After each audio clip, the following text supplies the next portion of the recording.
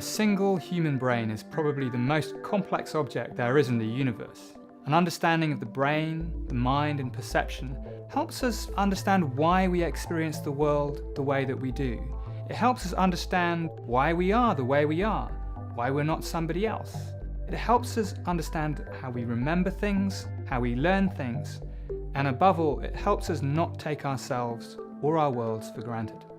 We're combining science with the arts for teachers and pupils across the UK to creatively explore the power of the human mind, providing free learning resources, CPD experiences for teachers, and the opportunities for schools to connect across the whole country. We're inviting children and young people across the UK to join together to explore the wonder of how they perceive and create the world around them.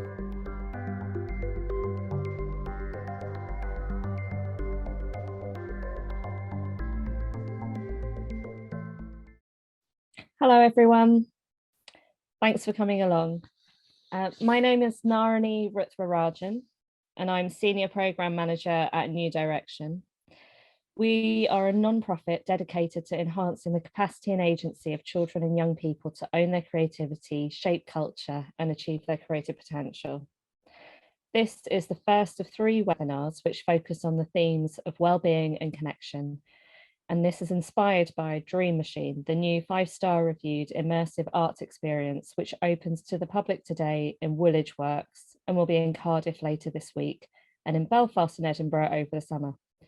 It has been commissioned as part of Unboxed Creativity in the UK, a once-in-a-lifetime celebration of creativity taking place across England, Northern Ireland, Scotland, Wales, and online from March to October 2022.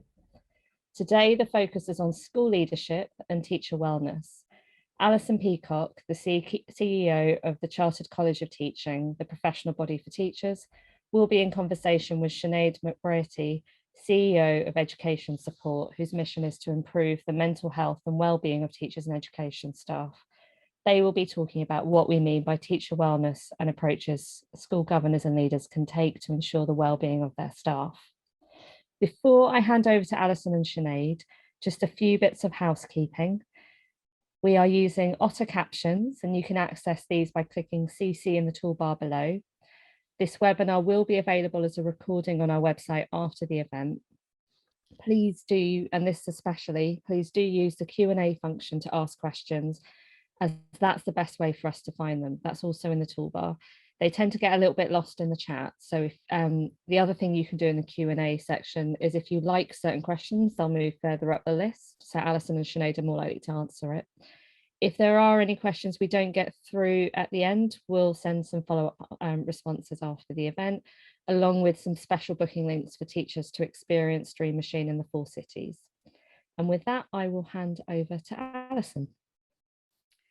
Thank you very much indeed. It's a great pleasure to be here and especially to be able to be in conversation with my friend Sinead. We have worked together over a period of time. The Chartered College of Teaching working alongside Education Support to really try and focus on what are the things that we can do that will make a difference. And one of the areas, and we're focusing on this afternoon, one of the areas is about how we can help leaders to help teachers and colleagues within their schools improve their well-being, but also how we can help leaders enhance their own well-being.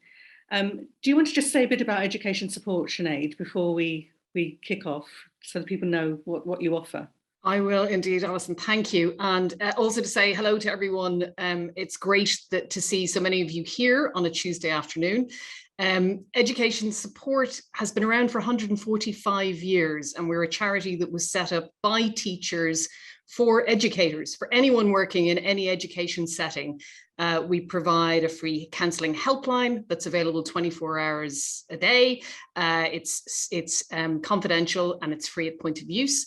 We provide financial assistance to anyone working in education who's struggling, and we have a plethora of resources on our website that I will share with you in the chat link as we go through. I'm particularly delighted to be here with Dame Professor Alison, who is such an advocate for educators, for the profession, and has made it her mission over these last years to really focus on and push the agenda around the professional teaching, the teaching profession and the role of its professional association in the form of the Chartered College. So I think Alison's contribution to this agenda is obviously one small part of her remit, but we're delighted to work with her around well-being. And I guess, Alison, getting straight stuck in, you know, you are with the Chartered College and its membership, you're in daily contact with people in the profession and school leaders all the time. How do you think that school leaders are thinking about staff well-being in schools now at this particular juncture in the pandemic? So at this particular week, it's SATS week. So in terms of primary schools, staff well-being, if it isn't on the agenda, it certainly should be on the agenda this week. I think school leaders vary in their response to this agenda. They either see staff well-being as a kind of bit of a nuisance, something we have to tick off. We better write a policy about it that's available to governors and we can show to Ofsted when they turn up to prove that we're doing something. Or they understand staff well-being as an extension of the well-being of children and young people and parents and every single person who enters through the door of the school, which means it's a sense of community, a sense of well-being, a sense of collective endeavour. And if they take that view, then it resists any kind of temptation for it to become a bolt-on. It becomes part of the warp and weft of everything that we do in this place. And it's certainly coming from school leadership to leading the Chartered College of Teaching. It's that latter approach, which is the approach that fills my mind, that I try to embody in terms of leading a professional body, not only externally with teachers and colleagues across the country, but also internally.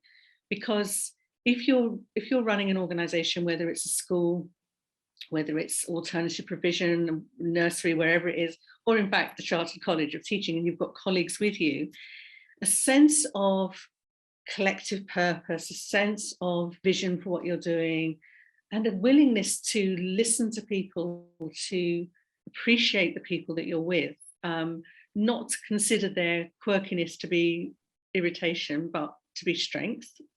All of these things are an approach that is, I think, is far more giving and far more fulfilling than the approach that says, oh my goodness, some people aren't happy, we better send out another staff survey and then we've got to see what to do about it.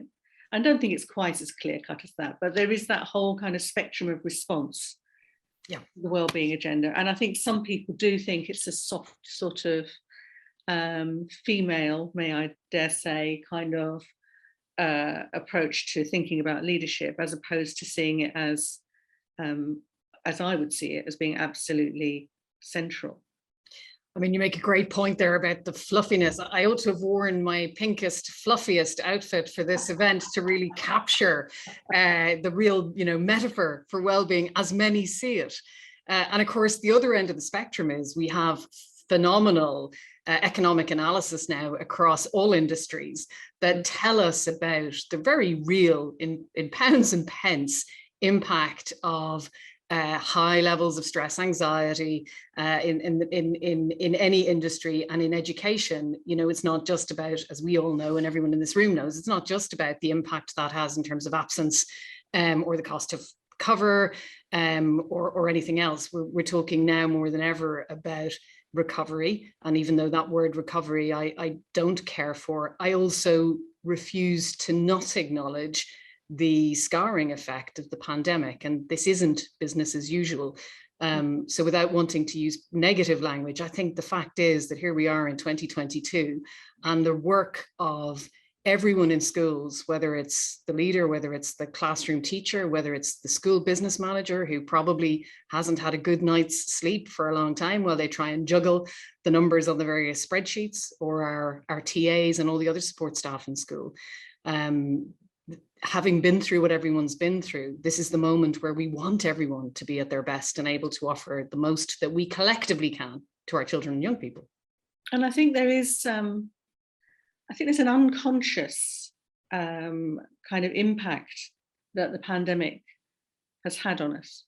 I think particularly, but not exclusively, but particularly in schools, school leaders were expected to be, they're on the front line, they're expected to cope, they're expected to be the face of the organisation. If they receive an email 5 minutes earlier from the DFE saying, oh no, don't put your chairs that way around, put them over here, or whatever it might be, they have to be the ones that carry out the instructions but look like they are doing that, as a leader.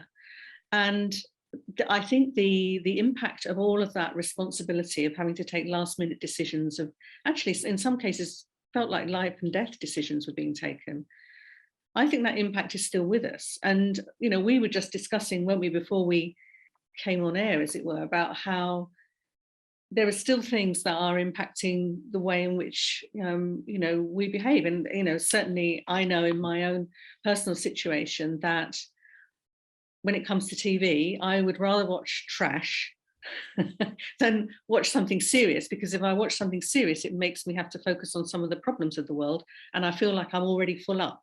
What's the sort of science, Sinead, around this? What's the science around stress and dealing with this?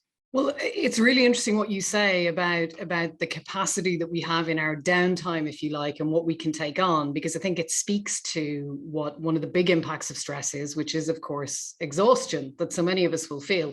And I think I want to bracket this and just say, for anyone who's listening to this and thinking, oh my God, here they go, they're going to talk about stress and exhaustion, it's awful. Just bear with us a little bit, because I think there's two things at play. There's one thing which is to ruminate on how awful the world is, which lots of people can find themselves in that circumstance. And when we find ourselves in that place, we need to take some actions and get some support to help ourselves out of that place. But there is nothing wrong with acknowledging difficulty and demand, and the fact that it has been a particularly demanding time that's left its little hallmark of exhaustion, whether that's evident to us through what we now choose to do to relax or any way else. In terms of the science, there's a lot of it, but the thing that I've most recently been drawn to is some of the work that's synthesizing a lot of the scientific research around stress. And it's counterintuitive in a way, We think that if we're experiencing stress, then one of the great things we can do is stop the stress, and then that's going to solve everything. And there's a way in which there's a lot of truth in that, to the extent that if we stop the source of stress, no new stress comes into the system, if you like. We're not experiencing additional stress. But what we don't all understand is that stopping the source of stress, let's say there's noise pollution outside my window and it's driving me crazy, the noise stops, the stress is gone. Not necessarily. The stress, as the research now lets us understand to a much greater degree, stress is embodied, and it sits within our system until we can, if you like, close the cycle and release the stress. And this might sound a bit woolly to some people, but it's actually incredibly important for us to understand in order to help ourselves stay well. So if the stress is in the system, if you think about it like when you get an air bubble in a radiator, you can't just kind of keep running the boiler and the air comes out. That's not how it happens. You have to actually drain the system down to get the air out. And stress is quite similar. The stress that's embodied inside us impacts our immune system, our cardiovascular system, our musculoskeletal system. There's a variety of impacts that are affecting our health in many different ways. But the way to release the stress, even if that stress is accumulated over a long period of time, is actually very manageable for any of us. And I think my own hypothesis is one of the reasons we don't all have this tripping off our tongues and know it well is that it's free. There's no commercial angle to it. The proven ways to help our systems to release stress are to move, to take exercise. That gives messages to the brain that tells us that we are safe and we can let the stress out. Similarly, you'll be very pleased to hear that a 20-second hug, for example, with somebody is incredibly positive. It tells the brain that we're safe. If we're willing to hug someone for 20 seconds, our body determines that, well, we are safe and we can let go of that tension that's sitting inside our bodies, however it manifests for us ourselves. Having a great laugh, having a big cry, having positive social connection with people. These are all things that tell the brain and the nervous system that we're okay. And whilst it might sound a bit airy-fairy, it can be the difference between having critically high, damagingly high blood pressure and not.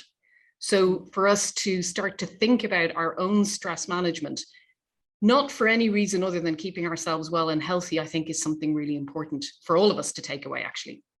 Yes, and I think an awareness of how you're feeling, and then consciously trying to do something to alleviate the stress as you've described, is really important. And we don't have to completely stop and drain ourselves like the radiator system because nobody's got time to do that. But even if it is, as you say, you know, stepping outside and maybe spending some time on the playground with the children, I mean, that might increase your stress, but it may be the way that you know, just talking to some children in that kind of relaxed kind of way may make the difference. I used to find that when I was a head teacher and I was worrying about something, I would leave my office because typically the worries were office based, and I would go and walk around the school, I'd meet people, I'd talk to people, and you know, I would feel better. And I think that's great advice.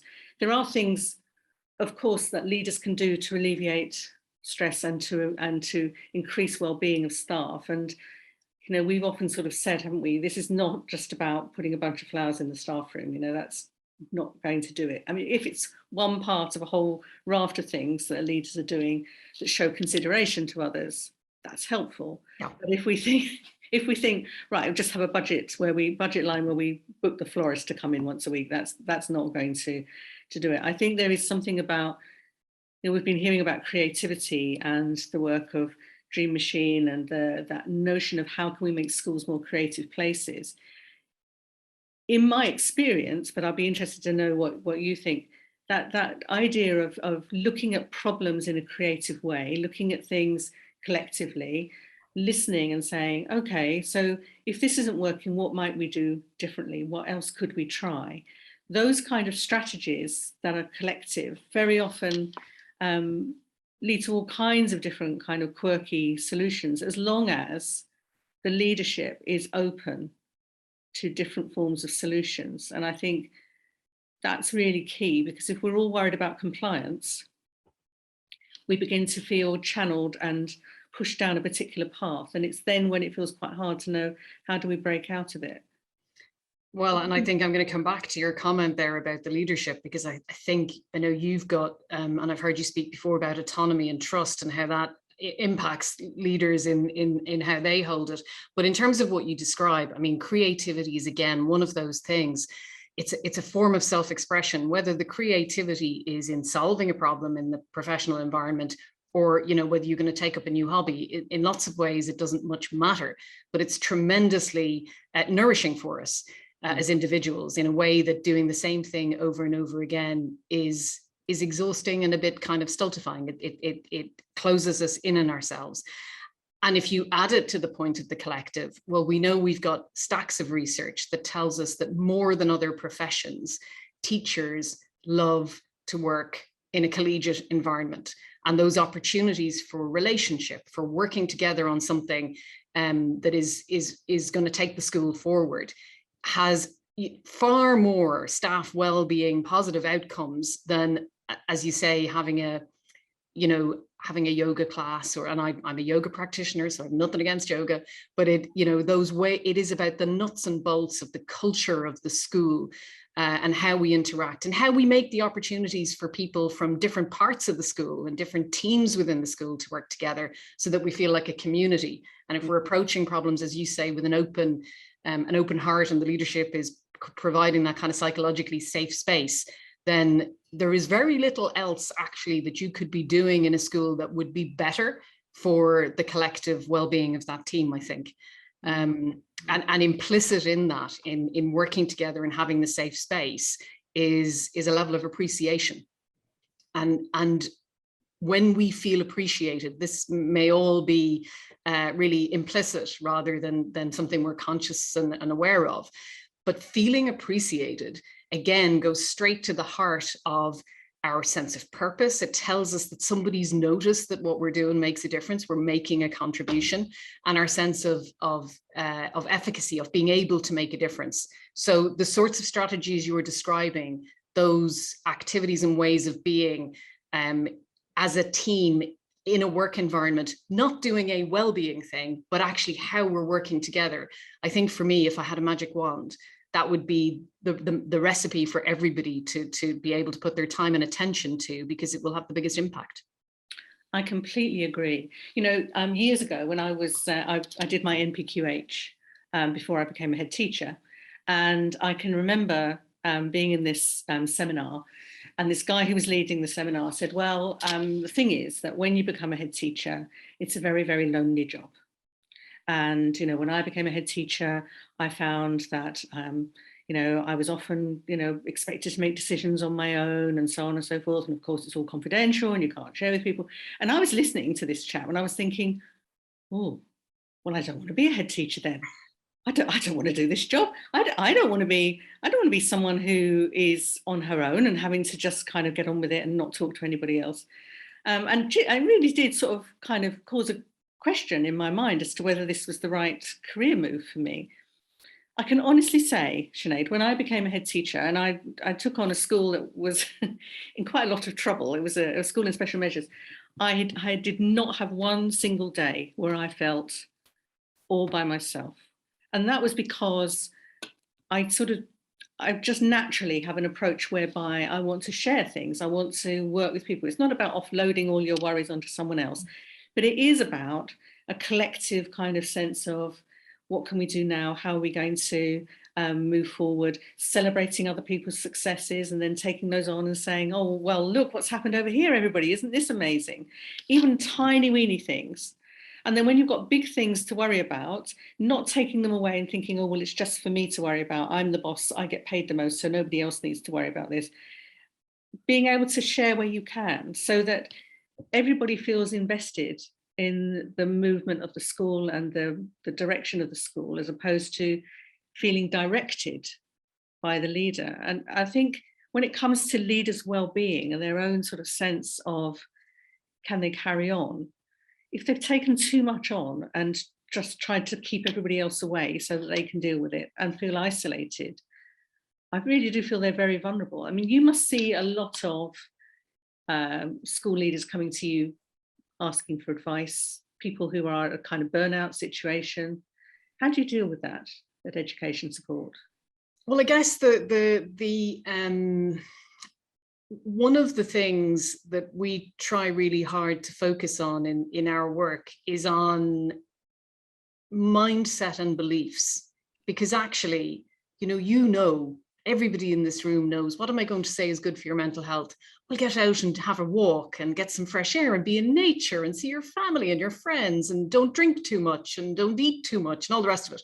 There is nothing new under the sun to add to that. And most adults in this country will be very well aware of the things and the behaviours that support our positive mental health. But actually, I think when we're in those conversations, very often I would be talking to people and just asking the question around how they think about themselves. And there is something that is generational here. I'm not going to speak for you, you can tell me yourself now, but I know when I was growing up, the idea of talking about my well-being, the idea of concerning myself with my I mean, I would be told to cop myself on, get a grip, get on with it. And that would be the end of that conversation. And at that point in time, that's what people thought was right and kind of morally the right thing to do. And it was a moral issue. And of course, now we understand so much more about neuroscience. One of the great gifts of the last 25, 30 years is the amount of insight that we have into actually how humans work, and that morality is morality, but some of the things that we've projected morality on, not least our health, is not helpful. And so I think that there is, for those of us who are, let's say, north of 35, many of us will have grown up with a narrative of you just crack on and you do your best and a stiff upper lip. And actually what the science tells us is that's deeply unhelpful. And so getting people to reflect on their own belief systems and to just pause for a moment and to recognize that looking after ourselves isn't indulgence. You know, if we are leaders, then the organizations that we lead in whatever leadership role we have, we may be, you know, the ultimate leader, or we may be a senior person, or we may be at the front line dealing with children and young people, but we can't lead anything if we're not well. And so it becomes about our relationship to our own professionalism, but also our lives. You know, we live at a time where work and life have become so conflated, and we invest so much in our professional lives that it's unreasonable actually for ourselves to think that that's sustainable, and that work can be everything to us. And so to kind of try and get some perspective, to come back and recognize that the right thing to do is to look after ourselves, and to then prioritize the time, and to not feel like the sky is going to fall down if we do that. You know, I still am haunted by a conversation I had with a head teacher before the pandemic, and she was a relatively new head, and she told me with great pride that she had I was talking about boundaries and how setting our boundaries, you know, is really important. And she told me with great pride how she had ring fenced the hours between 3 and 5 on a Sunday afternoon where she would see her son. And she was absolutely militant. Nobody would cross that line. She would see her son between 3 and 5, and work would not get in the way. I have young children. I mean, they're not so young now as they were then. And I was thinking, what, like, this is what about the rest of the week? That cannot be. That is just so deeply unhealthy. And whilst there's a lot that's broken in the system, we also as individuals can make different decisions, and we would be right to make different decisions. I mean, I think you're so right. And you talked about at the beginning about how I was trying to really enhance professionalism via the Chartered College. And I think our definition of professional behaviours needs to shift. I think our perception of what it means to be a great professional needs to shift.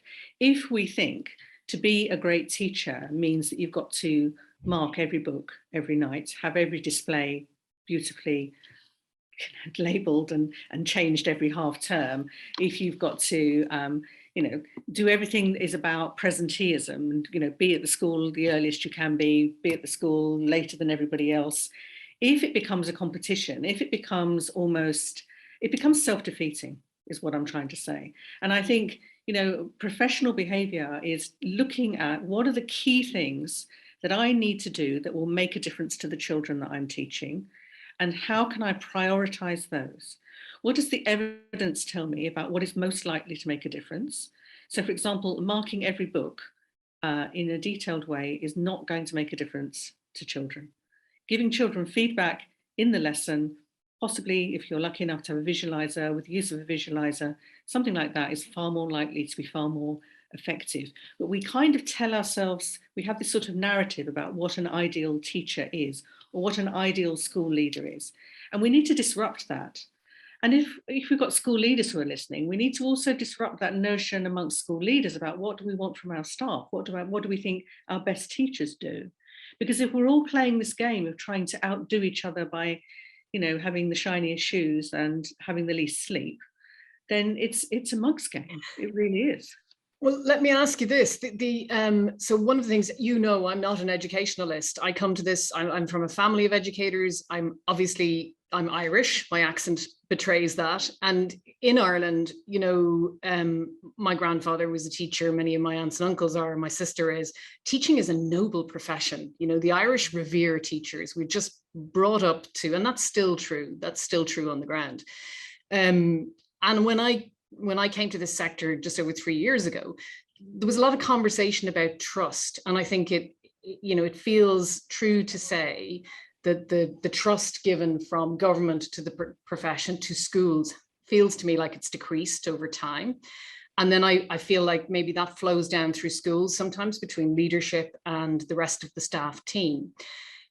First of all, does that echo because you have far more insight into the sector, so your view on that, but also what do we then do with that? If we're school leaders, how do we upset that and turn it back around the other way? So I think you're absolutely right. I think actually within schools, we have a lot of power to create the culture that makes the difference. And if there is a real sense of trust from the leaders to enable teachers to be able to make the best decisions they can. And if teachers are then able to trust the children in their classrooms, I mean, you've only got to say to a group of children, you know, well, we were going to do this, but can I trust you? And they're like, yes, yes, yes, yes, yes. You know, you giving people responsibility, giving them an opportunity to show what they might do, what's possible, is incredibly motivational. And I think it's the job of the school leader to guide that, to make sure that, you know, obviously that reckless things don't take place. But if you can build that kind of energy around can do, if you set of high expectations of every child and every teacher, that doesn't mean at the same time that you've got to hold them rigidly to account. So if you're in a situation where you're really wanting every child to try their best, make sure they have work where they can challenge themselves, so they can show you, look what I've managed to do today. And it's the same for the teachers. I mean, we're all just grown-up children, aren't we? At the end of it, you know, we are just grown-up children. So creating an opportunity for people to feel in control, to feel that they are being valued and recognized, as you say, that they can have a sense of achievement, all of these things will feed into a sense of well-being across the school. And I think it's far better to look at those kind of root causes and what you can do than to look at how you remediate the opposite of well-being, whatever that might be. You know, it's much better to look at what are the causes of creating a culture where learning feels like it's irresistible. Yeah. And I do think having a creative approach to that is actually really, really at the heart of being the best school leader that you can be. Because if you've got a creative mindset, then you're not going to be sort of stumped by something that comes along that you haven't seen before. And there's always going to be a problem. Pretty much every day there's going to be a problem you haven't seen before, because that's the nature of schools. You know, they're incredibly busy, dynamic places. And whether it's an angry parent or whatever it might be, we have to find a way of coming to terms with what's happening and think, how can we respond? And I genuinely think if we can do that in a way where everybody works together, we feel like, cool, we saw that one off, that was good. Actually, look at this outcome, that's even better than we thought it was going to be. It collectively builds a sort of narrative around, this is the kind of place this is to work, this is the kind of place this is to come and learn. And also from parents' point of view, this is the kind of place where I'm going to be welcomed when I contact the school and I want to talk about my child, because parents' anxiety does feed into the anxiety of teachers, which is another area that we perhaps haven't discussed. You know, having an email from an angry parent at 9 o'clock at night when you're just wanting to wind down. And it's no good, well, in my book, it's no good saying don't open it, because I would always open it because I'm nosy. So I couldn't just ignore emails that came in from Mrs. Jones at 10 o'clock at night. I'd want to read it. I don't know about you. Well, I would, I early in the week I'd read them, toward the end of the week I wouldn't. That's my split, my division of labor. But as you describe it, of course, schools are great sites of creativity and resourcefulness. All of the unknown stuff that pops up all of the time, and just the fact of children and young people and their unpredictability in beautiful ways actually is tremendously energizing in itself. But I also wonder, when you look across the sector, and you have a very particular lens, and you understand so much about where, you know, the research is going and what does and doesn't work and what's happening in a policy way and all the rest of it. But where do you, when you look out from here, where do you see the hope and the energy in the education sector? What excites you? So, you know, I think the hope comes from the children themselves. I think when we saw those images after the first lockdown, and I know schools hadn't been fully closed, but there were parts of schools that were closed, and we saw youngsters kind of almost cartwheeling their way back into classrooms because they were so excited to be together again. They were so excited to be in school. That's the kind of energy that we need to keep hold of. We need to see that, you know, when a school works well, when a classroom works well, it's kind of, there's a real kind of dynamism that happens of children sparking one off another. And it's the same with, you know, teachers when they come together saying, oh, guess what happened today? And it's a kind of, it's a really, it's a place it should be full of joy and unpredictability, as you say. And if it becomes somewhere that has become so sort of tied down that it's driven by routine and never can anybody look up and see something that amazes them, I think we've got a problem. So I understand that we need schools to be places that are calm and orderly, because, you know, some children have chaotic lives and they need to have that safety. But we must make sure that we don't take this to the degree that it's so certain, it's so stuck, there's never room for anything new, because learning is about finding out about new things. And as teachers and colleagues who work with children and school leaders, we need to be excited by the new, I think. If we're not, school becomes a bit boring, dare I say. And so I think, you know, intrinsically, schools are places that are full of hope, and teachers love being with children. I mean, I've just been one of the judges for the TESS Awards. And typically when I look at entries for the TESS Awards, quite often we get little videos that are sent in, and the videos are of teachers or children, or teachers and children dancing or holding things up or showing celebration. You know, that's wonderful. And I think we have to remember that we do change lives, we transform lives in school. So, you know, that must be a reason for hope, surely. I mean, that is the beauty of it. And I think it's easier, you know, I don't work in schools. I'm a school governor, and my favorite day in the year is the day we get to go and sit, do a proper little walk around and be on the school site and interact with kids and listen to them. And, you know, it is, obviously I'm not there day in, day out, so I go in as a tourist, but it is, I mean, it's gorgeous. It's just, and I think it's so easy to overlook, but it is, you know, where our children go and learn, and they learn the stuff that they learn in their lessons, sure, but they, you know, they learn how to be citizens, they learn how to be kind, decent humans, they learn how to be resilient, they learn how to deal with all the uncertainties that get thrown at them. And the educators who are in the building are the adults from whom they're learning, as much as, you know, for some kids, as much as they're learning at home. And it's a very profound thing. I think probably we overlook it because it's so profound. If you dwelt on it, you know, you'd almost be knocked over by it. So having said that, having been all rosy, we've got a comment, a question in the chat, or a comment really, saying how right you are, Sinead, about the fact that during the pandemic, the profession wasn't necessarily applauded and understood. And I think the whole way in which teachers are regarded, you talk about teachers in Northern Ireland being revered in society.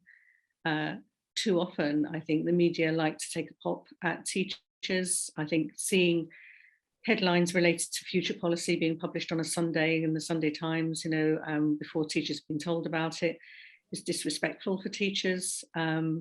So this is one of the things that certainly the Chartered College is really working to try and address, because I think the more that teachers are regarded as professionals and understood as professionals, the less we should be in a situation where we're pushed about or criticised in the media. And you know, okay, there are so many schools, there are so many teachers. I guess if you really wanted to find somebody who was doing something they shouldn't do, you could always do that. But think about the majority who are doing a brilliant job. Yep. And you know, that does impact on well-being, potentially. It impacts on morale if people feel that they are being constantly criticised. And again, that's where leaders can come together and support each other, and where leaders in schools can help staff to say, well, it said that on the Sunday Times, but we're doing this. Yeah, this is what's important for us. Yeah, well, and that bit about leaders coming together, I mean, you and I both work with groups of leaders, and we, you know, there's nothing, you walk into a group that is sharing experience, and it really is a very powerful and positive place that helps address some of that. But we've got work to do to help our media choose to run some different stories, because it's not that the stories aren't there, there's some editorial choice in all of this. Narani, I know you're going to pop up in a moment and tell us that we must cease this conversation, and Alison and I will have to take it offline and carry on solving the pictures of the world. But I can see there's a couple of questions there. And I think to Corinne, the advice for senior leaders who have teachers facing burnout. Burnout is an occupational phenomena. That's how the World Health Organization thinks of it. And emotional exhaustion is a very big component of that. And I'm guessing that you're experiencing just that. In terms of addressing it, you know, there is no silver bullet. The single most important thing for somebody to do when they're in that situation is to have some restorative time. And that's not something you can prescribe. You know, the stuff that when I'm stressed, I like to sit with my acoustic guitar and sing miserable Irish ballads. Now, let me be clear, that is not restorative for anyone else in the house. It is only for me. Sinead, you are such a hippie. Famously so. But you know, it's the thing that makes me feel, whatever it is, walking, hill walking, what works for me won't work for someone else, but doing the things that we can become completely absorbed in. That is the time. It is only when we are totally absorbed in something else that we begin to recover, almost behind the scenes.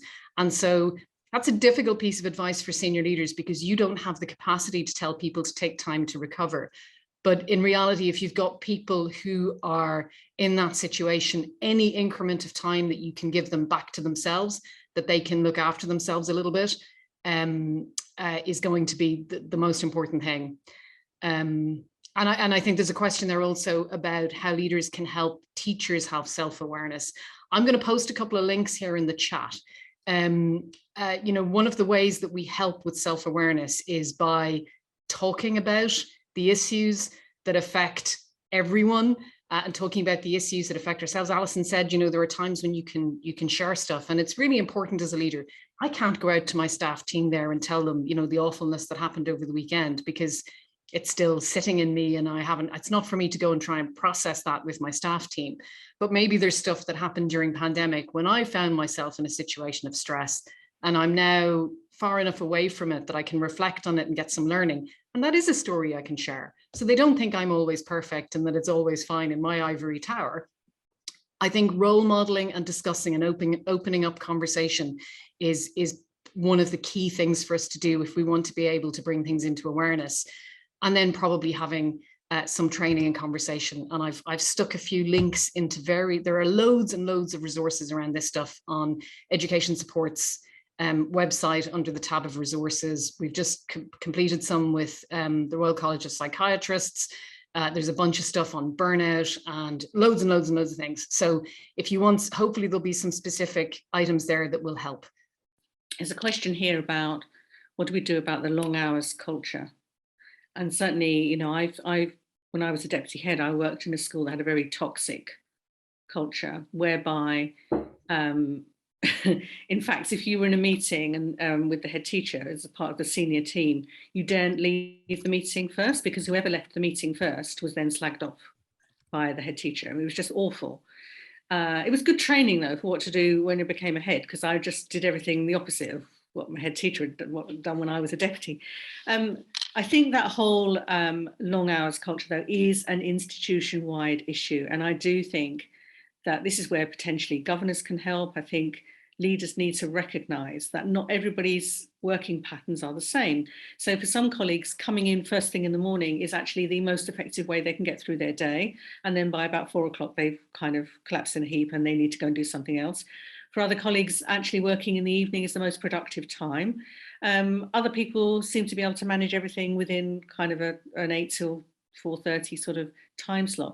Recognising difference and respecting that, and also recognising that people have families and that we need to be flexible in our approach to work. You know, I think as long as nothing is compromised in terms of the children, and I talked earlier about making sure that we set the right priorities so that, and when I say that, I don't mean every book's got to be marked. I mean making sure that the things that are really important that you want to do today, and that might be having a conversation with a child that you didn't have a chance to have yesterday, those are the really important things.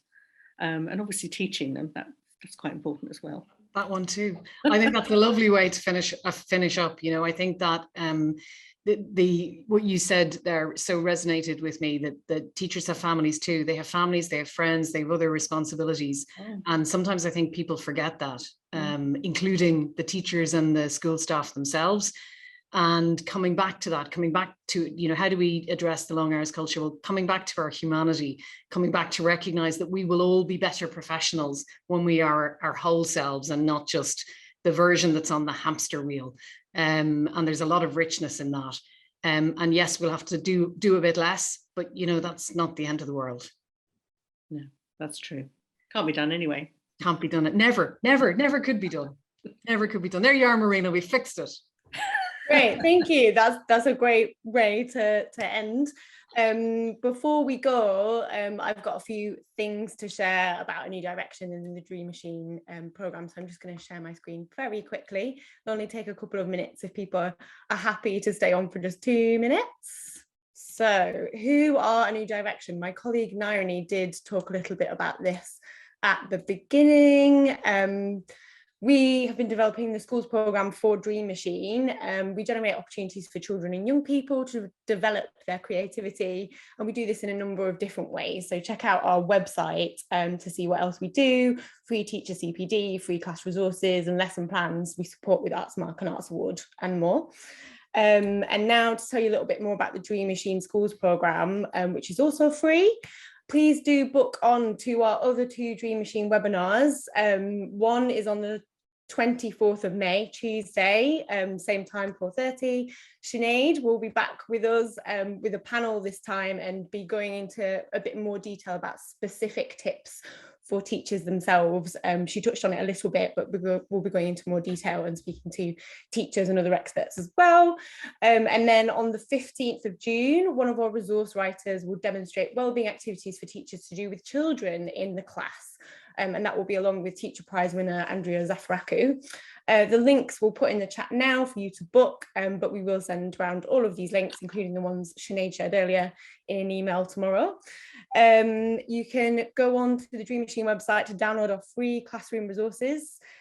Science and children's rights ones are there already. Some PSHE ones that focus on wellbeing are going to come very soon, one set at the end of the week and another set a bit later on. The set that's going to be there later this week was actually reviewed by the Chartered College of Teaching as well. Yes, so do check those out online, they're free. And also coming soon is an opportunity called Life's Big Questions, which is an exciting interactive survey to take part in with your class. It's presented by Martin Duggan from Newsround, and it starts on the 17th of May, and it's questions released weekly in a video format. If you sign up now, you can win some science-themed in-school experiences. And I've got a little video to show you about that, which will give you a bit more information. I'll play that in just a second, but first I just wanted to say thank you very much to Alison and Sinead. Very much enjoyed listening to you. I could listen to you all evening, but we need to all go home and have some tea. Yeah, and thank you to Nirani and Joyce for supporting, and thank you everyone who attended to watch the webinar. We will be able to share some recorded highlights, so you get an email at some point in the future directing you to be able to watch this back if you then wanted to share it with colleagues. So, and with that, I'm going to play the video to play us out. If you do have a spare 5 minutes though, please do go on to our evaluation form. The link's at the bottom there, bit.ly/dreamcpd. It really helps us plan our future events. And we hope to see you again soon. Have a great evening, everyone. Don't you ever just think minds and our brains are pure magic? Our senses? Wow, I mean, those wee superpowers are just incredible. Join me, Martin Duggan, for 5 interactive sessions to ask life's big questions and explore how our brain and senses work together to help us understand the world around us. Why don't you get involved in your class or with children at home? You'll only be taking part in one of the biggest children's surveys of the senses ever conducted. Get ready for jaw-dropping illusions, mind-boggling challenges and exciting investigations for this extraordinary journey into the human brain. This is Life's Big Questions. Register your email to sign up today to make sure you don't miss out.